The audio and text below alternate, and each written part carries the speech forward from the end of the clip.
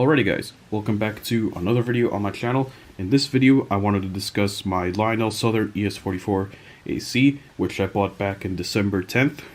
Well, actually I didn't buy it back in December 10th, I acquired it in December 10th.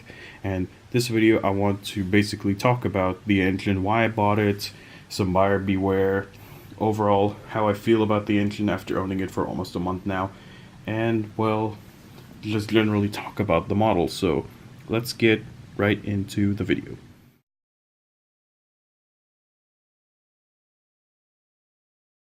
Alright, so here we are in the first part of the video. In this part of the video I wanted to talk about why I bought this particular model in the first place. Now, I could have bought any model, but this one I got for a really good deal, half of MSRP, and it was basically in brand new condition. Let me get away from my creaky part of the floor. But yeah, the main reason why I actually bought this model is, as some of you might have known, Lionel came out with a Vision Line model known as the GE Evolution Hybrid, and then also the Canadian Pacific Evolution Hybrid. But essentially, those are the top of the line diesel models that were on the market. They were really cool, then they still are really cool.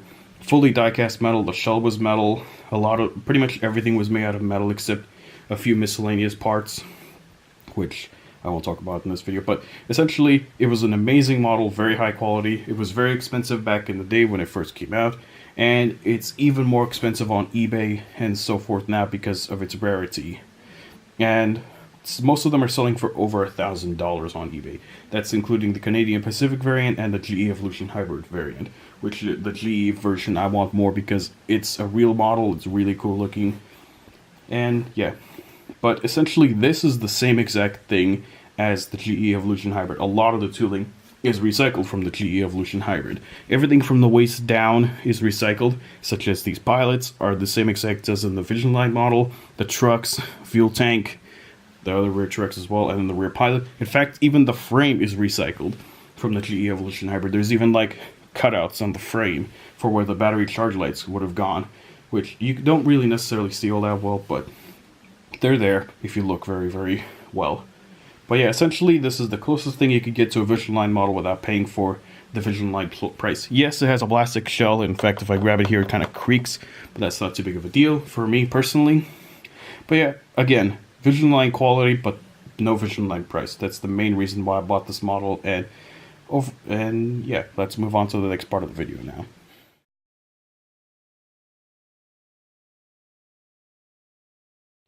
And as you can see now, I've changed angle. I will change angle throughout the videos, throughout the parts of the videos, so that you're not staring at the same angle multiple times in the video. So in this part of the video, I wanted to talk about my overall experience with the engine. And so far, I've not had any issues. I mean, let me knock on wood real quick, so no bad luck happens with this engine in the future. But yeah, essentially this engine is absolutely perfect. It's not giving me any problems. I mean, there were a few problems. The front MU cable broke off twice. I mean, the first time it came in the box and it was broken off and I glued it on, then it broke off again because it didn't do a good job of gluing it on. And the other problem I had is that this rear step back here broke off, but I just fixed that recently and it's perfectly fine. Now, I've not had any other issues. There is a little bit of a problem with the front truck where I think I might be able to demonstrate it for you real quick right here. If I pick it up and put the truck level, you can kind of see the front truck's kind of binding up with the front pilot. Not too big of a deal for me right now because I only run it on 0.72 radius curves, and yeah, it's running perfectly fine on 0.72 and it's not binding up yet with the front pilot. Maybe in the future I'll figure it out, but so far I've not been able to figure it out, and again, it's not that big of a problem so far. But yeah, overall the engine is great. Nothing's broken on it. I mean, there's a few weird things like the wind deflectors on the side are a little bit annoying because they won't always stay in place. And the windows are a little annoying because they randomly decide to open on them. In this case, they're in the fully open position, but that's not too big of a deal. That's just something I have to be conscious about. Everything else is really stayed attached on this model. I mean, everything's metal on the pilots. Nothing's really going to break off that easily, which everything feels really high quality on this model. It doesn't feel like anything's really going to break. I mean, even the details of the trucks. The details of the trucks are very, very well attached. Overall, model is really high quality. I have no complaints to give on this model so far, and if I do run into some issues with it in the future, I will let you guys know. And yeah, let's get on to the next part of the video now.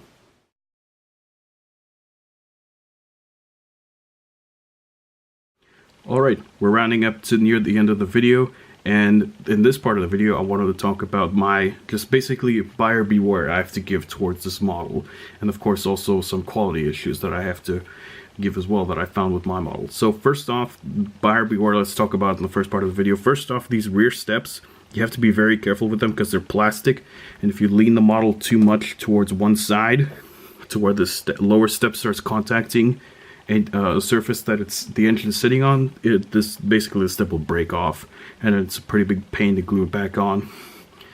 It's not a pretty big pain, it's just a pain to leave it stuck on. So yeah, and the other thing is these MU cables have a tendency of breaking off during shipping.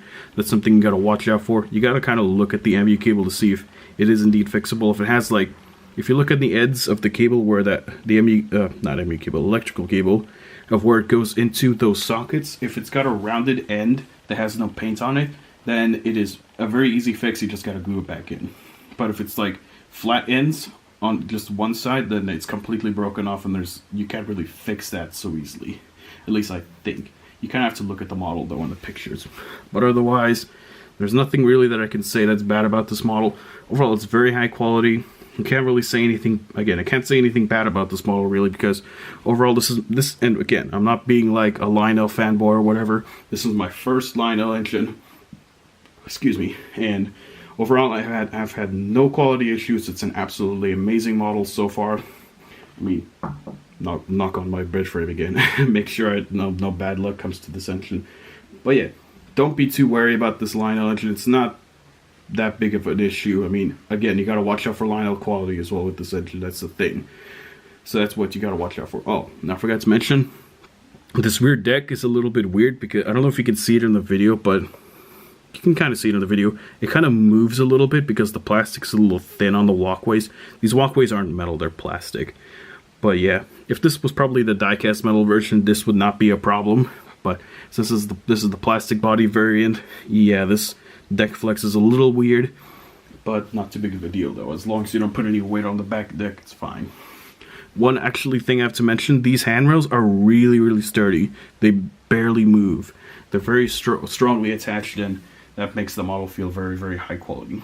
Now, let's get on to the final part of the video.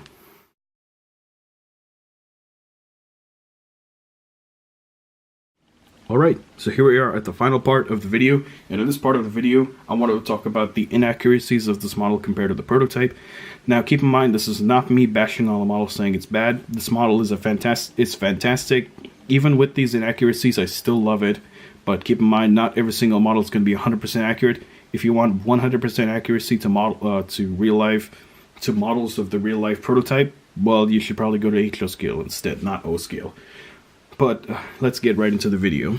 So, first off, we got to go to the front of the engine. And the inaccuracy with the front of the engine is the Southern logo.